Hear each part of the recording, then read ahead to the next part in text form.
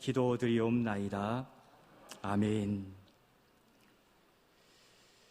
제가 예배 드리기 전 1시간 전에 풍남문을 돌아서 교회로 다시 들어왔습니다.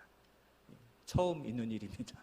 예배 시간 전에 주변을 나간 일이 없었는데 나갔다 오게 된 것은 이렇게 하나님께 예배하는 날 세상은 지금 무엇하고 있을까 한번 보고자 나아갔어요. 여러분들은 그냥 들어오시지만 저는 처음이에요. 세상이 뭐하고 있나 보았어요. 나가자마자 장남순 권사님 만났어요. 준비하고 오시는 것 같은데요. 그리고 조금 더 걸어 나아가니까 풍남문 주변 인도에 집에서 이렇게 갖고 온 채소를 봉지 꺼내서 가판을 만들려고 하는 그 노 어르신이 준비하는 이 모습도 보았습니다. 택시가 서서 깜빡깜빡 승객을 기다리고 있고요. 저 광장 신호등가에는 관광객들이 다 길을 건너 저 좋은 곳으로 나아가려고 기다리는 모습도 많이 보게 되었습니다. 예배드린 이 시간도 여전히 세상은 분주하구나, 그러한 생각을 가지게 되었어요. 이렇게 주님께 나와 예배드리는 우리 성도들 정말 대단한 믿음 가지신 거예요.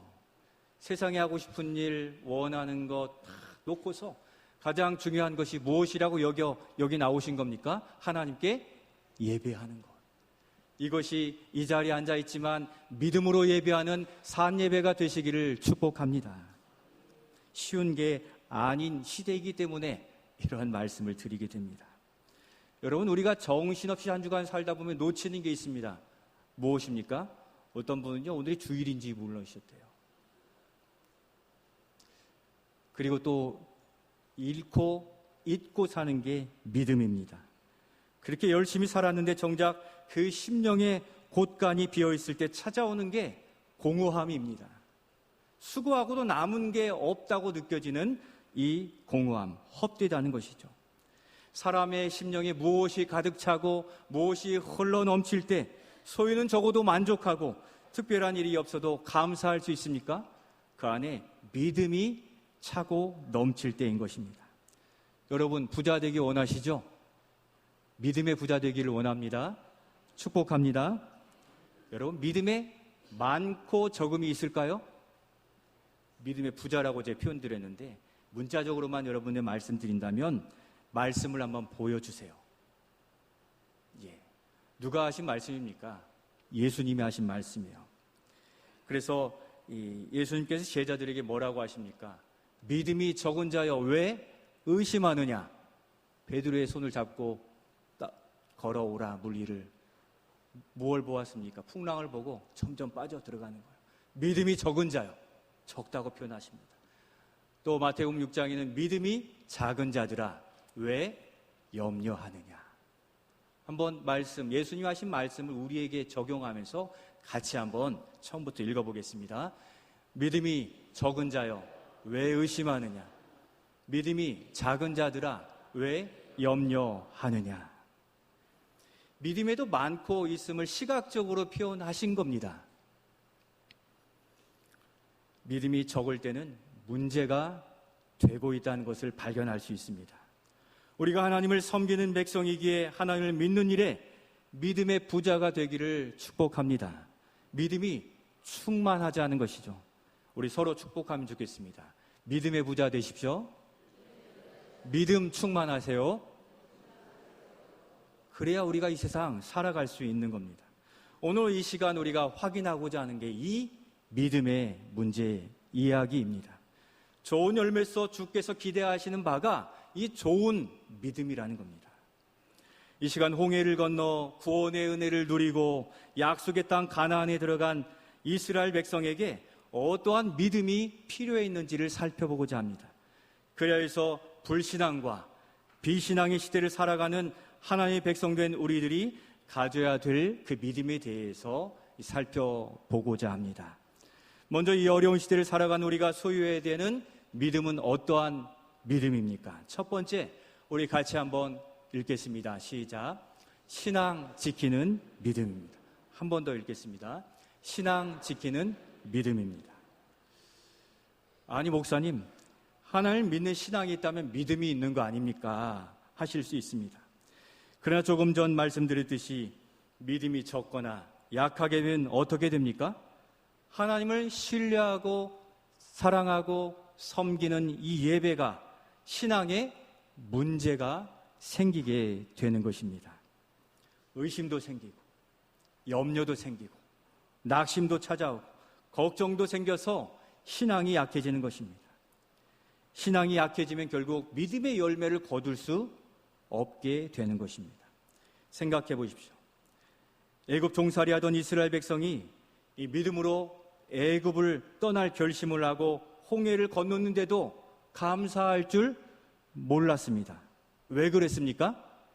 여호와 하나님께서 어떠한 상황 속에서 인도해 주신다는 무엇이 부족했기 때문입니까? 믿음이 부족했기 때문이에요.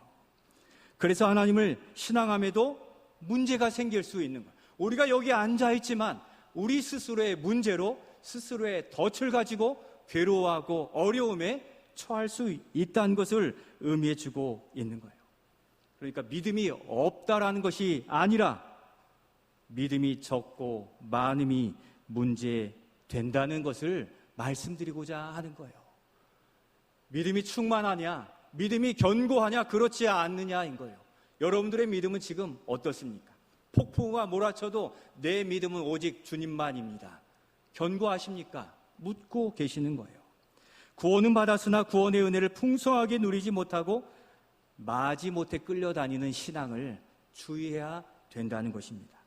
그래서 여호수아는 출애굽한 백성의 믿음을 지켜 신앙생활하기 위해서 맨 처음 잊어버린 것, 바빠서 못한 그 무엇을 행하고 있습니까?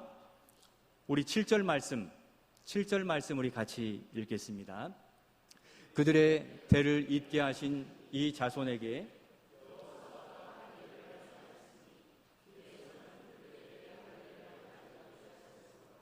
할례 없는 자가 되었음이더라. 아멘. 바쁘고 잊었던 그때 더 이상 미룰 수 없는 그것, 여호수아는 먼저 이스라엘 백성의 남자들에게 할례를 행하였습니다. 이 할례는 남자의 생식기의 표피를 잘라내어서 하나님의 백성임을 기억하게 하는 믿음의 표시로서 매우 중요한 부분이었습니다. 당시에. 오늘날의 위생과 또 의례적으로 하는 것과는 다른 차원이었습니다. 여러분, 할례를 행하고 나면 전투 나갈 수 있습니까? 없죠. 오늘 말씀에서도 대기하고 기다리고 있다고 있습니다. 한 3, 4일 정도를 성경에서 표현해주고 있는데 그만큼 아픈 겁니다. 머물러야 되고 모든 걸 멈춰야 돼요. 그러면서 뭘 생각했겠습니까? 내가 이렇게 아프고 힘들어도 광야 생활을 이끌어 주신 그 하나님을 나의 하나님으로, 내가 하나님의 백성 되고 하나님이 날 지켜주시는구나 하고 당사자가 깨달았을 거예요. 또한 내 남편이, 우리 아빠가 아프지만 그렇게 하나님의 백성이고 우리 가정이 하나님의 보호 아래에 있구나. 곧 자신과 가족, 공동체의 믿음이 강화되어지고 지켜지게 된 것입니다. 그래서 이 할례는 하나님의 백성된 구약의 믿음의 표시였어요. 오늘날 신학적 이 할례를 표현한다면 무엇이겠습니까? 물세례라 할 수 있겠죠. 내가 하나님의 백성된, 죄의 사함을 받고 구원받은 백성이 된 것입니다. 그래서 여호수아는 다른 무엇보다 이 믿음을 지키고 세우는 이 일들을 위해 먼저 할례를 행하게 된 것입니다. 이 믿음이 낯선 가나안 땅, 그리고 그들에게 주신 지경에서 믿음 없는 모습을 보이지 않도록 하게 하는 언약적 표시요, 그것을 바라볼 때마다 나는 하나님의 백성이요 군사로 나아갈 그 상징적 표시를 갖고 나아가게 되는 겁니다. 여러분, 무엇이 중요합니까? 주일에 나가서 더 일을 하면 곱하기 이 2가 더 되는 거 아닙니까? 그러나 여호수아는 광야 생활의 전투 준비와 전진해야 할 상황에서도 먼저 믿음 지킴을 우선화했다는 것을 기억하시기를 바랍니다.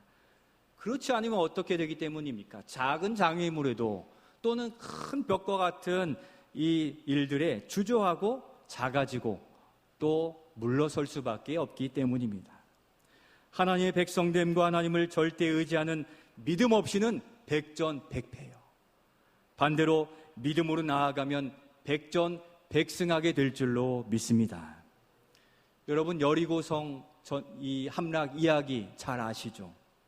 가나안에 들어가서 첫 번째 정복해야 될 그 성 이름이 무엇입니까? 여리고성이었어요. 철옹성과 같이 듬직한 그러한 성이었습니다. 여호수아 6장에 보면 하나님께서 그들의 이스라엘 백성에 이야기합니다. 내가 너희들에게 이 성읍을 넘겨주겠다. 그래서 제사장들 그리고 언약궤 백성들이 여리고성을 날마다 몇 바퀴씩 돌라 하셨습니까? 매일 한 바퀴. 그리고 마지막 7일째에는 몇 바퀴를 돌라고 하셨습니까? 7바퀴를 돌라 하셨습니다. 그리고 제사장들은 새벽에 나팔을 크게 불고 백성들은 다 소리를 크게 외치라라고 말씀하셨습니다. 그러면 성이 무너져 내리리라고 하셨습니다. 싸울 전투 준비를 하게 하신 바가 아니라 언약궤와 나팔이 전부였습니다. 그럼에도 이스라엘 백성들은 믿음을 가지고 그들을 그렇게 돌고 나팔을 불고 외쳤을 때 어떻게 되었습니까? 7째 날 새벽에 제사장들이 나팔을 불자 여호수아는 다시 믿음을 확인시키며 선포합니다. 우리 여호수아와 같은 마음으로 이 여호수아 6장 16절 끝부분, 그렇게 우리의 마음속에도 외치는 마음으로 같이 큰 목소리로 같이 선포하겠습니다. 같이 읽겠습니다. 외치라, 여호와께서 너에게 이 성을 주셨느니라. 아멘. 말씀대로 되는 줄로 믿습니다. 특별히 믿음대로 됨을 믿고 믿음으로 살아가실 수 있기를 소원합니다. 어떻게 믿음으로 되었습니까? 우리 20절 말씀도 믿음의 결과로서 같이 읽겠습니다. 20절이에요. 시작. 이에 백성은 외치고 제사장들은 나팔을 불매 백성이 나팔 소리를 들을 때 크게 소리질러 외치니 성벽이 무너져 내린지라. 백성이 각기 앞으로 나아가 그 성에 들어가서 그 성을 점령하고. 아멘. 어떻게 되었습니까? 성벽이 무너졌어요. 칼과 방패도 아닌 나팔을 들고 불고 외치는 그것. 아마 그 중에도 어떤 이들은 이렇게 안심한 것으로 성을 무너뜨릴 수 있겠는가 하는 의문을 품은 자들도 있었을 거예요. 그러나 성벽이 무너져 기뻐했던 사람들은 그 단순하고 어리석게 보이는 외치라 하심에 외쳤을 때 한 바퀴씩 돌고 7바퀴 도는 그 모든 백성은 믿음으로 승리할 수 있다는 자신감을 얻게 된 것입니다. 믿음대로 이루어지는 겁니다. 교회가, 성경이, 주의 말씀이 우리에게 요청하시는 바, 바쁘고 힘들어도 예배하라, 힘들고 어려우면 더욱 기도하라 하심에 우리의 승리의 비결이 있게 되는 줄로 믿습니다. 반대로 믿음 없는 신앙은 어떻습니까? 백전백패인 것입니다. 그렇게 승리의 기쁨을 안고 여호수아서 7장에 보면 두 번째 정복할 성이 나오는데 그 이름이 아이예요. 어린아기가 아니라 아이 성입니다. 여호수아는 정탐꾼을 또 보내요. 그 정탐꾼이 가서 보니까 성읍이 여리고 성에 비하면 너무도 작게 보이는 겁니다. 돌아와서 보고해요. 여호수아여, 성이 작고 약하니까 그냥 2-3천 명정만 보내서 그냥 한 번에 성을 점령하는 게 좋겠습니다. 왜 그랬는지 여호수아도 이때에는 그렇게 그의 정탐꾼의 이야기를 듣고 하나님께 묻지도 않고 의지하지도 않고 자신만만하게 나아갑니다. 여러분, 어떻게 되었습니까? 눈으로 확인하는 게 제일 좋지요. 말씀을. 여호수아 7장 5절 말씀, 믿음 없이 나간 자들은 이렇게 되었습니다. 같이 읽겠습니다. 아이 사람이 그들을 36명쯤 쳐 죽이고 성문 앞에서부터 스바림까지 쫓아가 내려가는 비탈에 쳤으므로 백성이 마음이 녹아 물같이 된지라. 아멘. 어떻게 되었습니까? 백성의 마음이 녹아 뭐같이 되었습니까? 물같이 되었어요. 물은 아무 힘이 없어요. 무너져 내려버리겠다는 것입니다. 여러분, 무엇이 문제입니까? 그들에게는 하나님께 대한 믿음이 없었어요. 그들이 가진 것은 믿음이 아니라 무엇이었습니까? 하나님을 의지하지 않고 자신의 힘과 능력을 의지하는 교만함이 문제가 되었던 것입니다. 이 무너진 여리고 성과 패배하는 아이 성토는 전투는 믿음을 가졌는지 지켰는지 아니냐에 따라 승리로 패배로 다가오게 된 것입니다. 신앙을 지키는 믿음 없이는 아무리 작은 장애물에도 너무 쉽게 넘어질 수 있습니다. 여러분, 어느 날 피부에 종기가 생겼어요. 마음에 두려움이 막 생기더니 이거 그냥 후시딘 바르면 되는데 자꾸 이 마음에 의심이 생겨. 이거 피부병 아닌가? 뉴스에도 피부병 조심하라고 여름에 나오니 암인가 아닌가? 마음에 두려움과 어려움이 생겨서 이 사람이 얼굴빛이 어두워지기 시작했어요. 이게 정말 암이라고 하면 어떻게 하지? 하나님께 기도하지 않고 자기의 생각으로 고민만 하다가 어떻게 됩니까? 마음이 자꾸 어두워지게 됩니다. 어떻게 되는 겁니까? 병원 가야죠. 병원 가면 바로 정답이 나오는데 우리의 마음이 자꾸 근심되고 걱정되고 의문이 되면 왜 그런지 우리는 하나님께 나오지 않아요. 바쁘고 어려우면 더 내가 뭔가 해보려고 그러다가 문제가 악화되는 경우들이 참 많은 거죠. 오늘 이 아이성 전투를 통해 우리가 하나님께 나아가야 될 일들에 하나님을 뒤로 하고 하나님을 패싱하고 나아간 그들이 백전백패했다는 이 일들에 우리 자신을 돌아보아야 되는 것입니다. 사랑하는 성도 여러분, 우리도 마찬가지입니다. 우리가 겪는 어려움은 괴물과 같이 보이고 또 무너지지 않을 벽과 같이 보입니다. 여러분, 어떻게 해야 됩니까? 믿음으로 돌파해 나아가야 돼요. 믿음을 지켜가야 되는 것입니다. 믿음 위에 굳게 서야, 믿음 위에 굳게 서서 인내로 하나님을 바라볼 때 그 해결의 방법을 허락하시고 이겨나아갈 수 있습니다. 세상에 나가 두려워 물러서지 않고 견딜 수 있는 힘은 사도 요한도 그것이 무엇이라고 합니까? 믿음이라고 우리에게 믿음을 요청하고 있습니다. 어떠한 상황에서도 하나님의 구원을 바라보아야 하고 날마다 나의 믿음을 지켜내야 오늘의 삶, 나의 삶에 승리할 수 있습니다. 우리의 승리는 어떤 경험이나 재능이나 스펙에 달려있는 것이 아니라 여전히 하나님을 신뢰하는 믿음에 달려있는 것입니다. 실제 어느 성도의 삶의 고백, 그리고 우리의 삶의 고백이 여리고성 전투와 같고 아이성 전투와 같은 거예요. 질병이 우리에게 중병으로 찾아왔을 때 어떻습니까? 암 진단과 선고를 받았으나 항암 치료를 받아 회복되는 어느 분이 이렇게 고백하세요. 처음에 당황하고 또 낙심되고 절망하기까지 했습니다.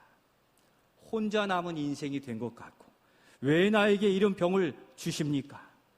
원망하고 내가 이렇게 마지막이 되는 것 아닌가? 남몰래 슬피 울고 그냥 떨어지는 낙엽만 보아도 흘러가는 물만 보아도 내 인생 같아 너무도 힘들었고 눈물로 밤을 지샜다라고 고백합니다. 그러나 하나님께서 어느 날 나의 작은 마음에 그 말씀의 귀를 열어주시더라고요. 라디오에서 들려오는 그 말씀이 전에는 다르게 살아있는 말씀으로 두려워 말라 하시는데 나와 함께 하시는구나 깨닫게 하셨습니다. 그렇게 위로와 소망을 주셨습니다. 그리고 전화 오는 우리 성도들의 위로와 기도 속에서 큰 소망과 위로를 얻게 되었습니다. 지금은 많이 좋아졌어요. 그때는 제가 왜 그랬는지 모르겠어요 라고 이야기하는 겁니다. 여러분, 우리가 그렇게 살아오지 않았습니까? 그럴 수 있다는 겁니다. 우리가 아프면 삶의 문제에 절망하면 당장에는 믿음에 흔들릴 수가 있어요. 왜 나만 겪는 고통이고 어려움이고 환난인지. 그러나 우리에게 작은 믿음만 있어도 그렇게 눈물이 앞을 가려 소망 없는 것처럼 보여도 주님을 바라보게 하실 그때 우리 주님은 우리를 회복시키시고 돌아오게 하시는 예수님으로 오늘도 우리가 여기 있는 줄로 믿습니다. 5년, 10년, 20년 전에 우리도 병상에 다 누웠다가 일어난 분들 아닙니까? 그 부모님들을 바라본 우리의 세대가 아닙니까? 그때는 다 끝난 것 같은데 우리의 눈을 열어주시고 귀를 열어주셔서 그 작은 믿음을 산 같은 믿음 되게 하셔서 오늘 세상 사람들은 지금 저 풍랑문 주의를 배회하고 하나님을 찾지 못함에도 우리가 그 모든 유혹을 끊어내고 우리의 생명이시오 구원이시오 인도자시 되신 주님 앞에 나와 예배하는 것, 하나님의 우리의 믿음을 지켜주셨기 때문인 줄로 믿습니다. 그 믿음을 지켜가는 우리가 되시기를 소원합니다. 우리의 삶에 급하고 어렵고 아픈 문제가 있다 할지라도 먼저 지켜야 될 것은 무엇입니까? 통장 잔고가 아니라 한번 따라해 주십시오. 믿음을 지켜야 합니다. 그럼 믿음을 지키면 거기에 길이, 거기에 생명과 소망이 생기게 되는 것입니다. 성도 여러분, 우리의 상황 앞에 우리는 어떻습니까? 구원받았다고 완전한 은혜를 다 누린 것은 아니에요. 이스라엘 백성도 가나안 땅에 들어갔다고 그 땅을 다 기업으로 얻어서 할렐루야로 찬양하며 그 평탄한 삶을 살았습니까? 가나안 약속의 땅에 들어가서 그때부터 싸움이 시작되고 믿음을 지켜내지 않으면 아이 성조처럼 패배하고, 믿음을 지켜내면 여리고성을 얻고 또 다른 지파에게 분배된 땅을 얻어 더 큰 기쁨을 누릴 수 있게 된다는 것입니다. 성도 여러분, 여전히 우리에게는 누릴 은혜가 지금까지 살아오면서 누렸던 은혜보다 더 크게 여전히 남아있다는 것을 기억하시고, 아직 정복하지 않은 그 지경을 향하여 전진하는 믿음으로 오늘도 힘있게 나아가시는 우리 모두가 되시기를 소원합니다. 그럼 나의 믿음을 어떻게 지켜가고 있습니까? 나의 믿음을 건강하게 지켜가기 위해 우리는 어떻게 해야 되겠습니까? 먼저 나의 믿음이 강화되는 믿음의 자리를 지켜가시기를 소원합니다. 우리가 힘들고 어렵다고 믿음의 자리를 하나씩 제쳐두면요, 그 시간 그 자리에 세상의 즐거움들이 다 찾아와요. 근심과 걱정이 그 자리를 메우게 됩니다. 지난 금요일 여러분 문자 다 받으셨죠? 금요 기도회에 다 같이 나오셔서 기도합시다 그랬더니요, 평소에 나오시던 성도들보다 3분의 1이 더 나오셨어요. 더 함께 나와 더 간절히 기도하면서 얼마나 뜨겁게 기도했는지 모릅니다. 우리 자신을 돌이키는 회개 기도로, 또 그동안 하나님 더 붙들지 못한 그러한 일들을 돌이켜 붙드는 기도, 부르짖는 기도, 찾는 기도로서 소망과 기대로 가득했습니다. 우리의 가정과 가족, 또 우리 교회와 이 사회와 열방을 향하여 그렇게 뜨겁게 기도했습니다. 또 우리가 우리의 믿음을 지키기 위해 이렇게 하십시오. 나의 곁에 여호수아와 같은 믿음의 좋은 성도를 붙여주시옵소서 기도하고 간구하시기를 바랍니다. 왜 그렇습니까? 어렵고 힘든데 그거 봐, 안 돼, 어렵잖아, 그냥 그만둬, 포기해 라고 소리를 들으면 어떻게 됩니까? 우리의 마음이 녹아져 버려요. 그래, 그냥 쉬자, 다음에 하면 되지, 하나님이 그냥 봐주실 거야. 그런 마음으로 우리의 마음이 녹아지게 되고, 그러면 의문이 들어오고 두려움이 생기고 불안이 생기고 의심에 이르게 될 수 있다는 겁니다. 그때 우리 옆에 있는 성도 지체가 힘내세요, 우리 주님이 지난번처럼 이기게 해주실 해결의 길을 열어 주실 겁니다. 같이 기도할게요. 여러분, 누가 필요한 것입니까? 바로 우리 주변엔 기도의 동역자가 반드시 필요한 줄로 믿습니다. 사람이 아무리 좋은 말로 위로해도 그때뿐이에요. 밤자리에 누우면 우리 혼자 잠자게 돼요. 외롭고 고독하고 어려움은 우리의 몫이에요. 우리의 가족이 도와줄 수 있는 게 아니에요. 남편과 아내가 도와줄 수 있는 게 아니에요. 우리가 기도의 동역자, 기도자가 되어 우리와 임마누엘 하신 주님을 붙든 믿음이 될 때 우리는 밤자리에, 잠자리에서도 또 우리의 삶에서도 외롭지 않고 또 주님과 동행하며 믿음의 삶을 살아갈 수 있게 될 줄로 믿습니다. 그 옆에 기도의 동역자가 있다면, 선한 믿음의 동역자가 있다면 우리가 얼마나 그 믿음을 지켜갈 수 있겠습니까? 아마 이 자리에도 오늘은 무더우니까 집에서 예배 드려야지 했던 분도 전화 받고 같이 가게 해서 여기 나오신 분도 아마 있으실 겁니다. 우리의 믿음은요, 놓아두면 곱비 풀린 망아지처럼 다 나아가게 돼 있어요. 믿음이 사라지지 않는 거지만 약해지게 된다는 거예요.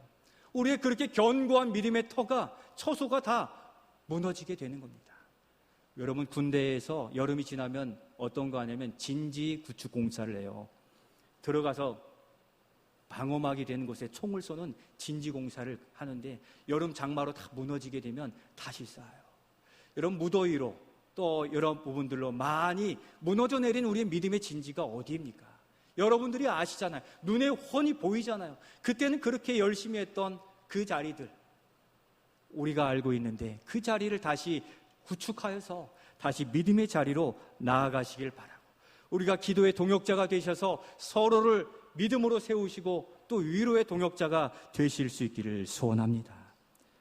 우리가 상대방의 단점이나 부족함으로 또 자기 생각으로 상처 주는 사람이 되지 마시고, 우리 자님도 오늘 그렇게 기도해 주셨는데 우리가 서로를 칭찬하고 격려하고 위로하면서 믿음을 굳게 세우는 믿음의 동역자가 바로 우리 모두가 되실 수 있기를 소원합니다.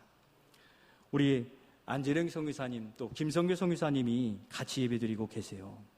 이제 남고비로 이동해야 되는데 준비할 것도 많고 해결해야 될 그러한 단계들도 많이 있어요. 여러분 함께 기도해 주시길 바랍니다. 비자도 발급받아서 또 울란바토르에서 6시간에서 8시간을 타고 내려가는 시골 남고비 지역으로 내려가게 됩니다. 선교사님들 두려움 하나도 없으시죠?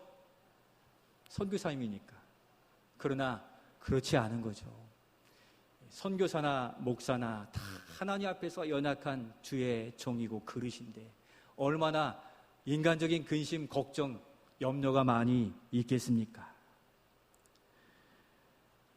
거기에 내려가면 누가 기다릴지 몰라요. 여러분 환영하고 퍼레이드 합니까? 그렇지 않아요. 시비 거는 사람, 딴지 거는 사람, 모욕을 주는 사람이 기다리고 있는 곳이 선교 현장이에요.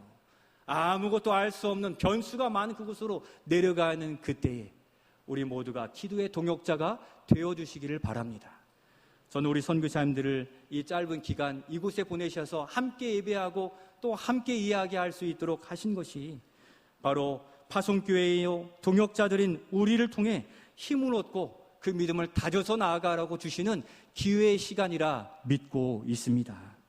우리 선교사님들은 나아가는 선교사요, 우리는 보내는 선교사요.